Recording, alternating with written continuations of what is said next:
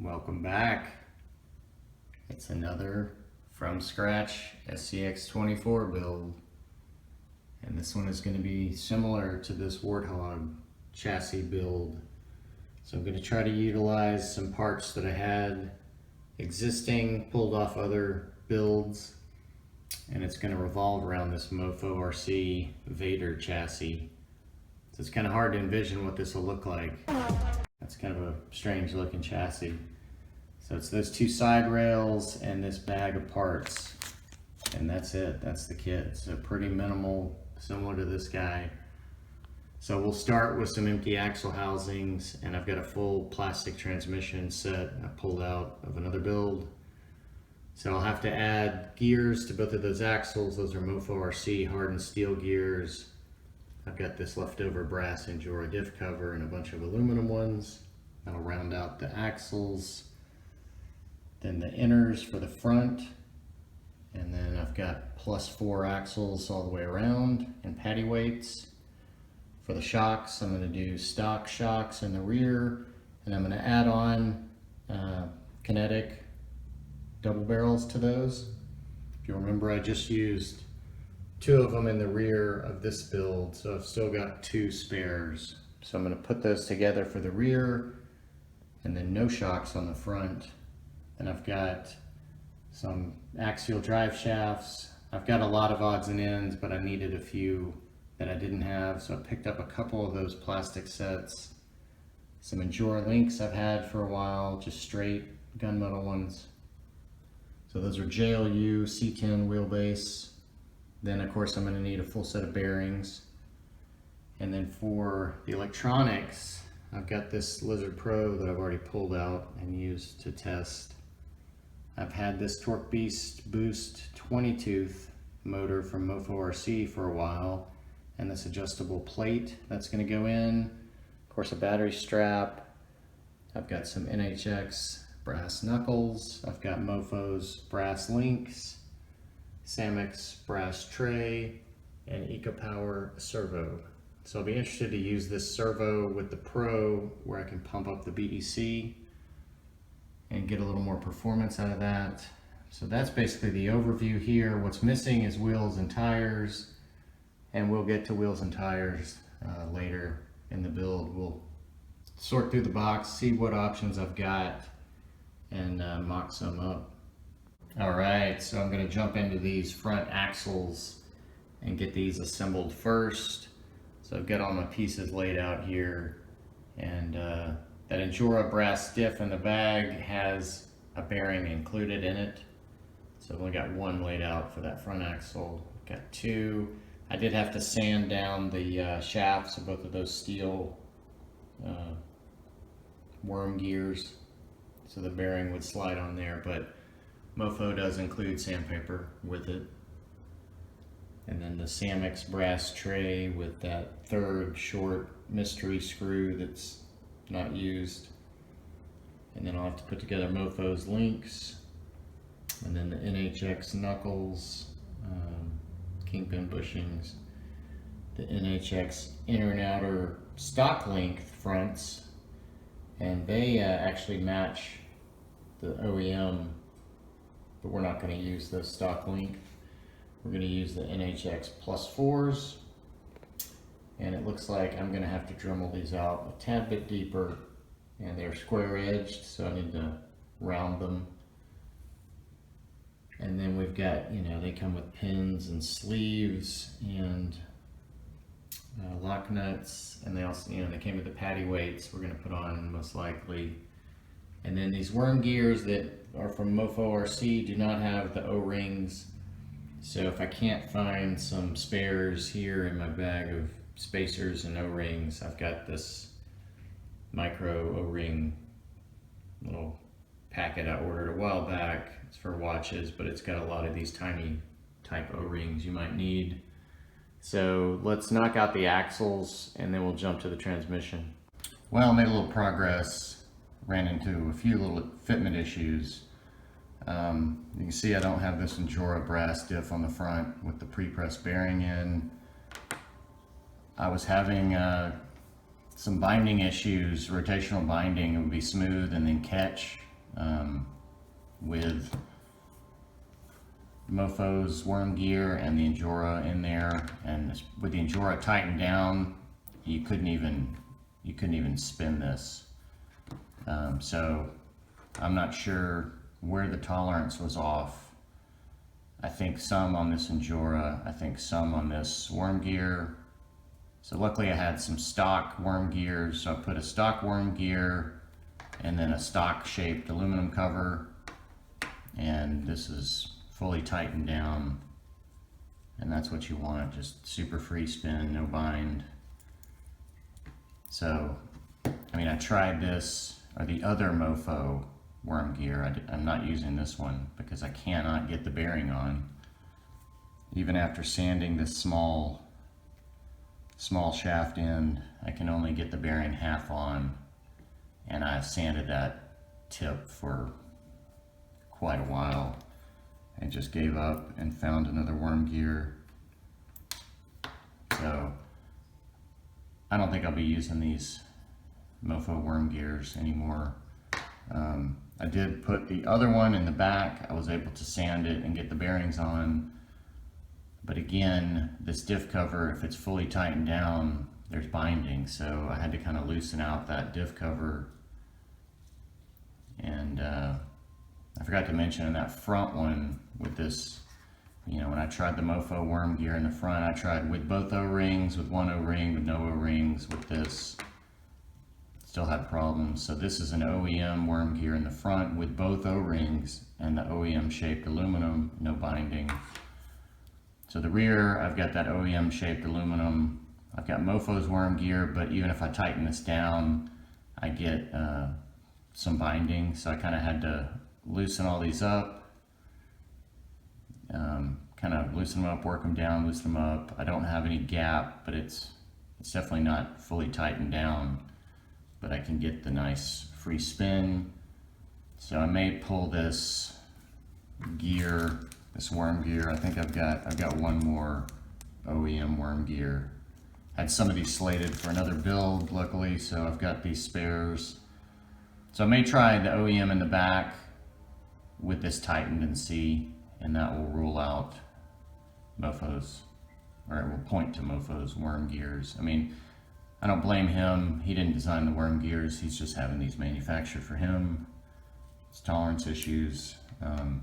So anyways, you know, it's always something that hangs you up.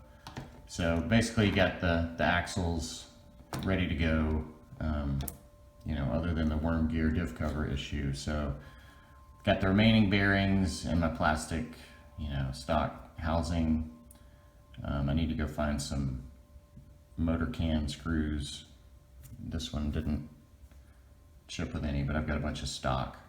So this will slide right in, and then you can adjust it with those slots in and out. So super easy.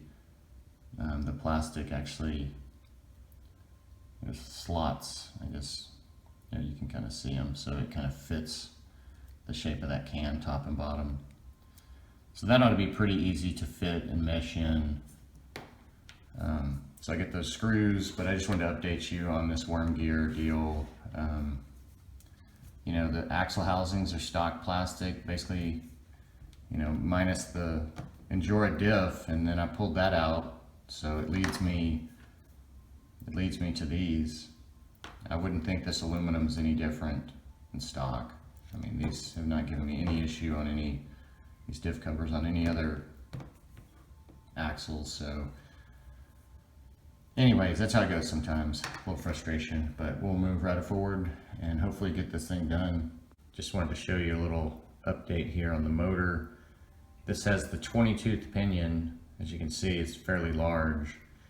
And when those motor mount screws are installed, they barely touched the gear. So you can see with the Dremel wheel and some needle nose pliers to hold them, I just went around the outside of the screw heads, sanded them down to give me a little clearance, and now I can get a piece of paper in there between them on each side. So just something to know, make sure you've got clearance if you're using one of these bigger gears. So I'll get the spur gear on there, get this thing in the transmission skid, and I think we'll be moving to the chassis. All right, so here we are. Motor's mounted, broken in and tested. Gear mesh is all good. So that's looking good. I went ahead and swapped in the OEM worm gear and this rear diff. So no big deal. I still have the upgraded steel diff gears. That's really the big upgrade in that package. You don't use the brass stock ones. So I'm just not gonna use those mofo worm gears. I may re-look at those later on in build, see if I can get them to fit better. And then I'm not gonna use that Endura diff on this. So that brings us to the chassis. You can see I figured out I need a battery tray, which luckily I had one on hand from a prior build. So it comes with the two sides. It comes with a cross brace at the front, and then this mounts on the servo for lights. This is a folding lid that'll mount and then rotate up. ESC tray, which is pretty nice. Mofo. And then it comes with an additional aluminum brace that may just be optional. And then of course I've got two sizes of limiting straps for the front. And then as I said earlier, I'm just gonna put shocks on the rear, at least to start, and see how that works. But you can see here, there's really gonna be nothing rearward of the motor on the chassis. It'll just be links, an axle, and wheels. So that'll look pretty sweet. And of course the battery now is gonna be hanging over the front. So that'll move that weight up there. So I'm gonna get to assembling this. Well, not quite finished, but you can get an idea of what this thing's gonna look like. So here's the assembled chassis, and you can see that battery tray is in the front. ESC tray there, kind of angled at the back. And then the lid flips open from the front here. But I like that window. You can see the whole motor. That's pretty sweet. So I used this one aluminum brace. The kit came with this one with the holes in it. You know, I don't want to use that. So this one has no holes. This was a leftover that I just had. And I used stainless hardware with it to kind of set it off. Thinking of Darth Vader. All black with a little bit of silver. Makes sense. This is the Vader chassis. So a little pop of color there. Also thinking ahead about the rims I have in mind for this. That may work out well. Also goes well with the motor. But so anyways, it'll sit front end, rear, basically like that. So I think we're at the point of putting the links on and see if we can get the axles, I guess, hung in here and the drive shafts in. All right, got the axles on, links on, and I think I'm gonna switch directions. So I've got the JLUs on here, and I think I want more length on the back. And I looked on his site, and it looks like he's got the deadbolt links on it, because the servo is tucked way back under the battery tray, where this one can come up a little further than the battery tray. And I've got a red front deadbolt high clearance set, but I've got it slated for something else. And I've got rear high clearance black deadbolts. So I've got red Jeep high clearance front, and I've got black straight used Jeep high clearance, or just straight fronts that I pulled off of something. So I'm thinking staying with the JLU front and going to the longer rear will get this axle back away from the chassis a little bit more. So I think I'm going to pull off these gray links, and this thing may just get a blackout. I don't know that there's any need for the red high clearance on the front. I wish I had some black deadbolt fronts to scoot it back, but I think this will be a pretty good length. I've done a rear Jeep rear deadbolt length, but I have not done a front Jeep rear deadbolt length, so it'll be a little shorter, so that may be a little more manageable. So I don't have the shocks in the back yet, obviously. I've just got the limiting straps on there just to kind of take a look at those. So this one is on the Diff, so it's going to give more of a pivot. And then these right now are set up as the shocks basically on the front. So the limiting factor is basically the battery tray. I think that's what it's hitting right there.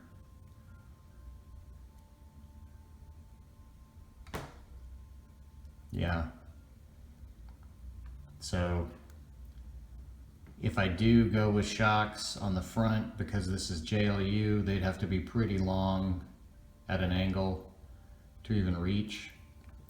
So I've got the telescoping for the back, so those ought to be plenty long once I stretch this. So little hiccup there. I did get the servo wire routed between the battery leg frame and the chassis, and that's easy to snake in after the fact. So I'm not sure I'm going to take up the slack yet. I don't think I want to wrap this bar like I did on my bouncer, just because I don't think I want all that color up here. So I'm going to try to take up the slack, I think, in the back. But that's the progress. 2 steps forward, 1 step back. That's how it goes. So I think I'll swap these links in, and then we'll start with the proper, wheelbase setup here, at least closer to what was intended. Well, look at this. We are all blacked out for the links, and I'm liking it. I think I like that a little bit better than the gray ones. So there's no change to the front length, and then we're quite a bit longer with these deadbolt rear high clearance. So you can see I got the telescoping shocks in. These are the original kinetic double barrel conversions, and they're made for the hot racing shocks. So this threaded piece is made for those aluminum hot racing shocks. But since these are plastic caps on the stock ones, you can just thread them on. That's fine. So those are mounted in. I use some of these black plastic washers that Mofo provides on the frame to get these shocks parallel with the frame, so there's no angle. So these things will compress nice and smoothly. There's no binding. I also added this plastic brace here at the top point where I've got these limiter straps mounted. And that basically is a bump stop for these upper links, because this one over here goes right under this long motor can. So rather than it hitting the motor, this stops it about 1 millimeter before it hits the bottom of that can. So that's nice. That's plastic on aluminum, so that's a good bump stop there. But you can see I get horizontal basically with the shocks, so this thing is going to have just tons and tons of flex. So really, there's not a lot left to do, but weights, X's, electronics. I'm not going to put this little light piece on the servo. It's made for the typical hardware size, and the Samix has oversized hardware that threads in, and I don't really want to drill this out. I don't know. I can add lights later if I want to mess with it, but for now, I want to get this thing up and running and going. So I think I'm going to pull out some wheels and tires. We can take a look at what I've got, and I'm going to pick something out. All right. We've got tire wheel selection here. So let's see what's in the box here. I think I've got a couple in mind here. I've got these original RC four-wheel drive 8-hole wheels that I've had for a long time, and I haven't used them on anything. They're not set up for any kind of large weight inside, any kind of hex weight. So that's why I'm thinking they'll work out well with these +4 axles with those paddy weights. So I think I'm going to get out this set, and then these are Injora tires, unnamed really, but these are basically BFG crawlers. So these look like what come on the stock C10, but they're wider and they're much nicer rubber. But they're definitely that same tread pattern. They're just unlicensed. So these say, you know, extreme mud terrain, all-terrain, master, off-road master, which a couple of others say the exact same thing. So I don't know, these may be an alternate tire. These are not super tall. So I think I'm gonna get those out. And then I've had these as well for a while. These are the original boggers. So they've got the smaller tread pattern. But these are the X3, so they're not that super gummy compound, but they're still nice. So I think I'm gonna get those out. And I thought I had some of those mounted up already. I've also got these RC four-wheel drive wheels. I forget what these are called.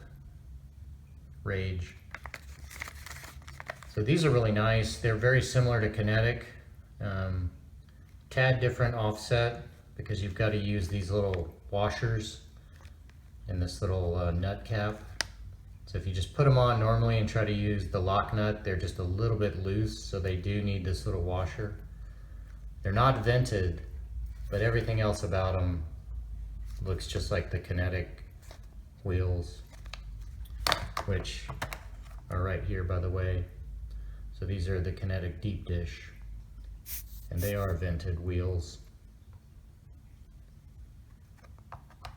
So let me get these Rage out, and then I've got some of these little guys I have not used.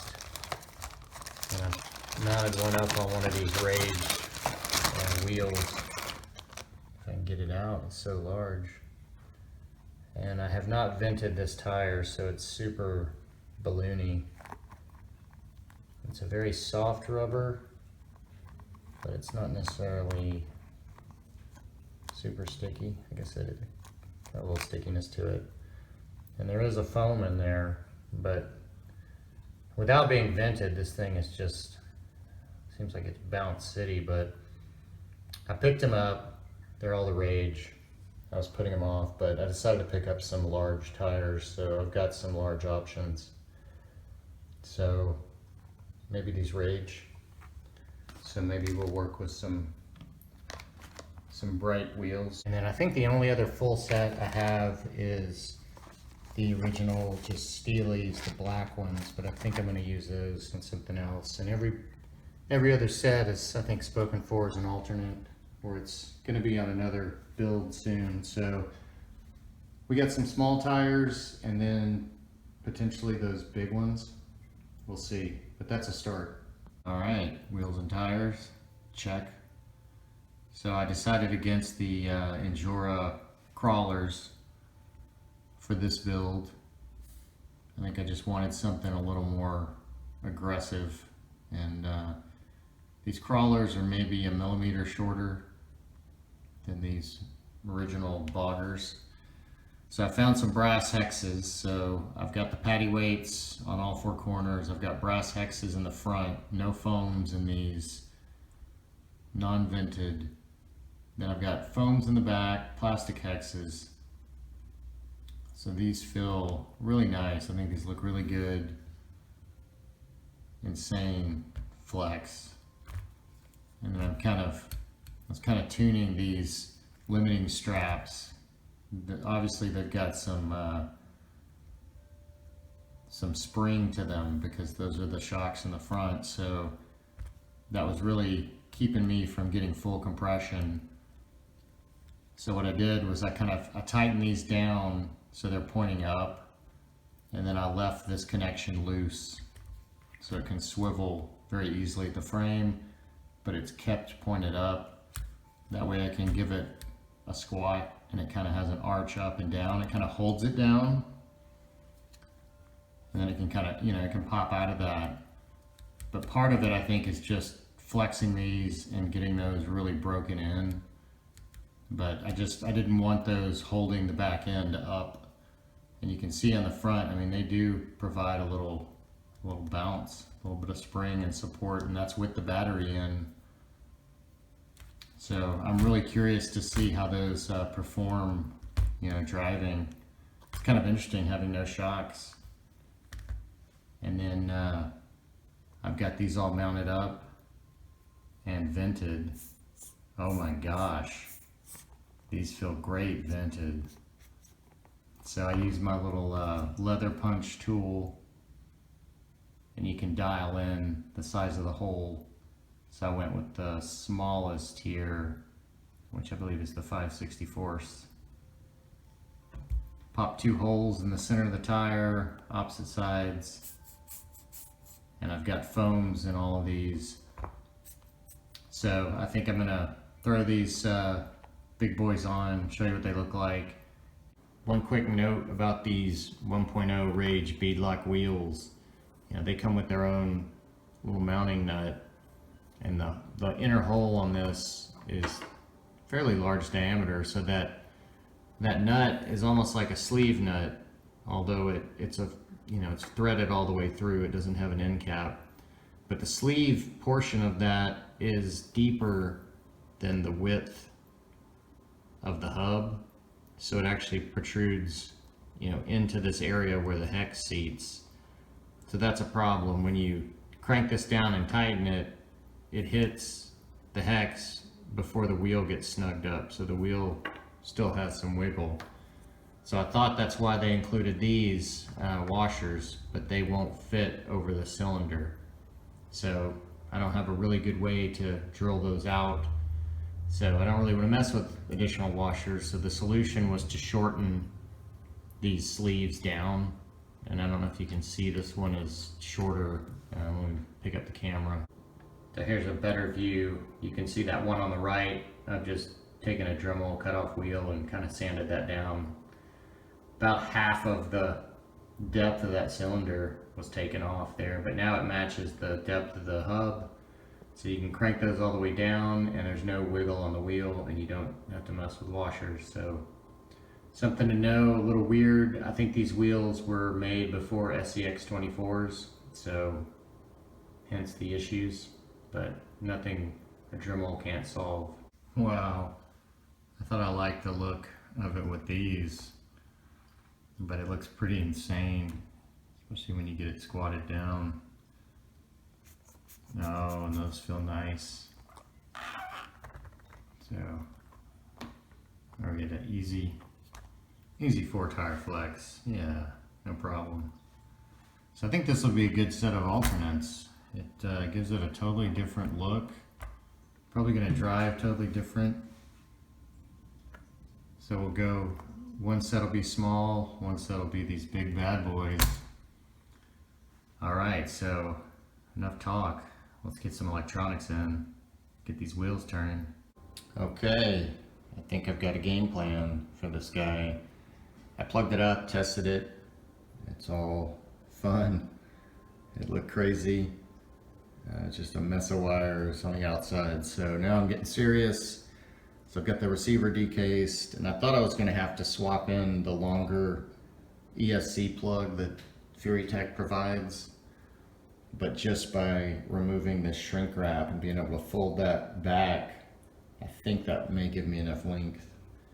I didn't want to decase the receiver necessarily, mainly just to keep it black, but it just wouldn't fit. So the game plan is to have the receiver here, and then the lizard tucked this way, switch back here, battery or motor connection here, I guess. Battery connection will double back. And then now I'm trying to figure out where to take up the slack. I've got this cavity by the motor under there, and I should have a little space right here. So anyways, a little bit of game plan. This thing is small, but it could always be smaller. So next time I'm talking, this should be running. I lied, it's not running, but I am talking. I'm just very excited. I made a little discovery here. You can see I recased it, and have it friction fit in there, what I did was I removed more of the shrink wrap that was over this one so I could fold the Bluetooth. So basically I took kind of all that width right there out by folding it. So now I'm butting up against just the plug here. So with that, you can see I got it all just friction fit in there, basically tight against the frame. So I may put a little double-sided down, but that is awesome. Then the whole backside's black, and of course the receiver is a lot better protected that way. So now I'm gonna have to loosen a few screws, I think, to feed this up properly. And I think the motor wire is gonna work out perfectly. I did take some clippers and I clipped off those kind of the raised slot, the alignment piece.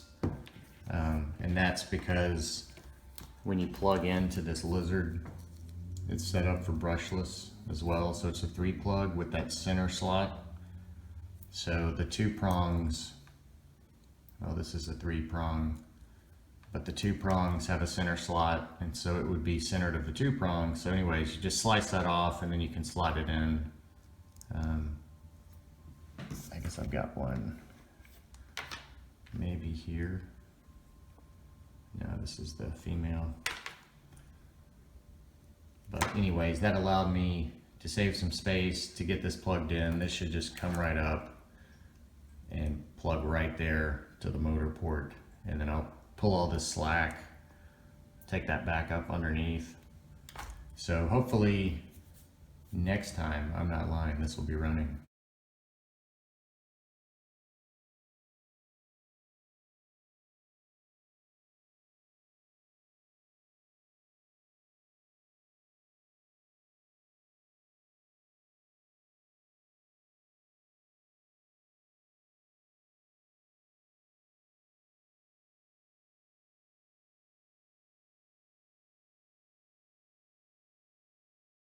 Well, here I am again. Did I lie? Look at that. I have not even used one bit of double-sided. Everything is just friction fit in there.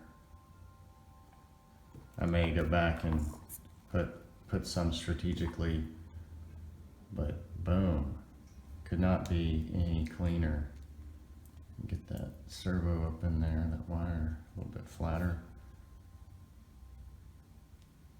Got the slack of the motor wire kind of sitting double back over the transmission, and then I kept that little rubber band on there. And then the battery slips right in there, and I can also plug in my 3S battery. And then conveniently, the Pro switch is on the back. It's still fairly tiny.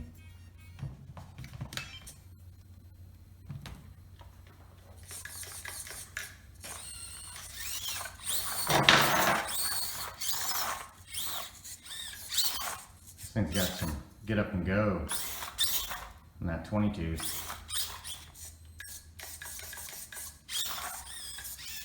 So I do have the servo cranked up, the BEC on the Fury Tech to 6.5. The servo can handle 6 to 7.4 volts. So it seems like it's doing all right with these big tires. Now the motor with the 22, that's a different story as far as torque. I think we're potentially losing some torque. I don't know if I've got anything good to climb handy. Had some alcohol I was cleaning. Yeah, so it's not like the brushless Komodos or Nano Beast that's just going to keep climbing. You got to kind of give it a little more juice.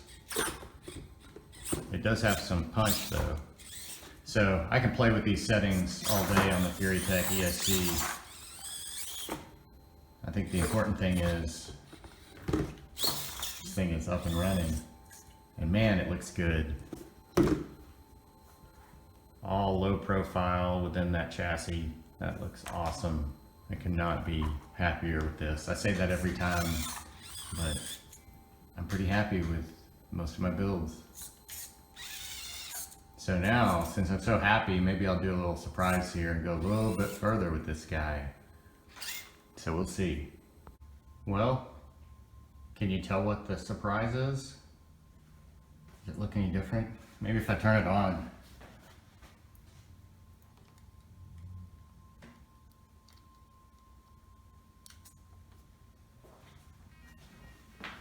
Yeah, you can tell now.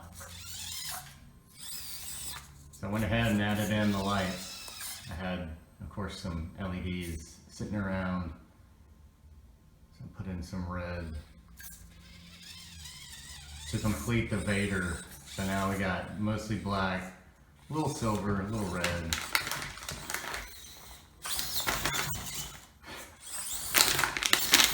I think high-speed bouncing, this thing will excel. Maybe with those smaller tires on there, this will crawl a little bit better, a little more torque. Not that it's bad, but I'm pleased with it. Came out really clean. I'll show you what I did with the wiring for these lights. I made up a little harness.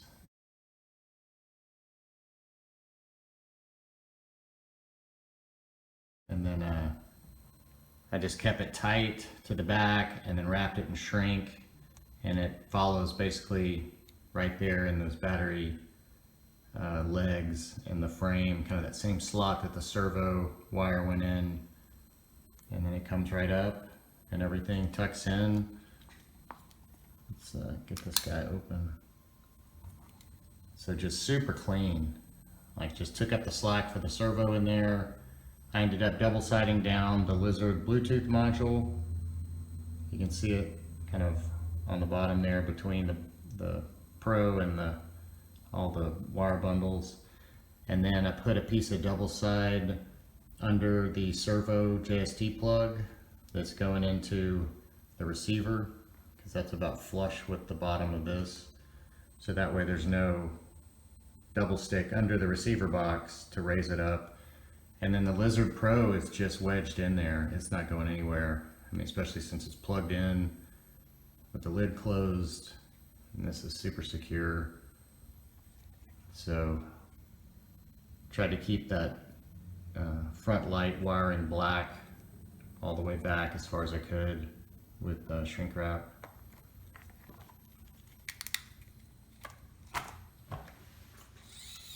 So you have to tell me what you think in the comments. I'm pretty happy with it. I think this is a pretty cool, unique little chassis build. And I'm interested to play around with this 22 Torque Beast boost. I've got another Torque Beast variant slated for another build, but it's geared for very slow crawling. So, of course, we're going to have to do some running video on this. I'll have to put a 3S battery in it and see how fast this guy rips around. But I think this will do it for this little full mini build here. There's another good little from scratch ground up build. So anyways, hope you enjoyed and maybe you learned something if you're planning on doing this Vader chassis. And there is a Vader 6x6 chassis as well, so keep that in mind. So anyway, stay tuned for more. I don't know what's next, but you know something's coming.